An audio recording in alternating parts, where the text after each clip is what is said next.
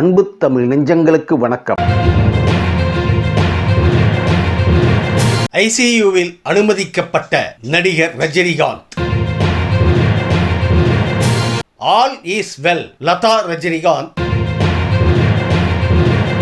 Apollo மருத்துவமனையில் ICU பிரிவில் நடிகர் ரஜினிகாந்த் அனுமதிக்கப்பட்டுள்ளதாக தகவல் வெளியாகி உள்ளது. அவருக்கு ஆஞ்சியோ சிகிச்சை மேற்கொள்ளப்பட்டுள்ளது. தொடர்ந்து 24 மணி நேரத்திற்கு ஐசியூ பிரிவில் இருப்பார் என்றும் பிறகு சாதாரண வார்டுக்கு மாற்றப்படுவார் எனவும் மருத்துவமனை தரப்பில் கூறப்படுகிறது.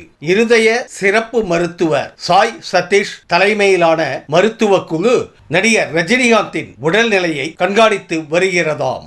நடிகர் ரஜினிகாந்த் உடல்நிலை குறித்த கேள்விக்கு அவரது மனைவி Latha Rajinikanth all is well என பதிலளித்துள்ளார். திடீர் உடல்நலக் குறைவு காரணமாக நேற்று இரவு அவர் மருத்துவமனையில் அனுமதிக்கப்பட்டார். ரஜினியின் உடல்நிலை சீராக இருப்பதாக மருத்துவர்கள் தெரிவித்துள்ளனர்.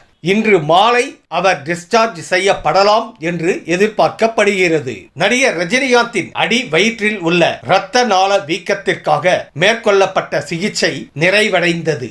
இது 70 வயதுக்கு மேற்பட்டவர்களுக்கு செய்யக்கூடிய ஆஞ்சியோகிராமை விட அதிநவீன அறுவை சிகிச்சை என்று கூறப்படுகிறது. இதையடுத்து அவரை தனி அறைக்கு மாற்ற இருப்பதாக மருத்துவமனை வட்டாரங்கள் கூறுகின்றன.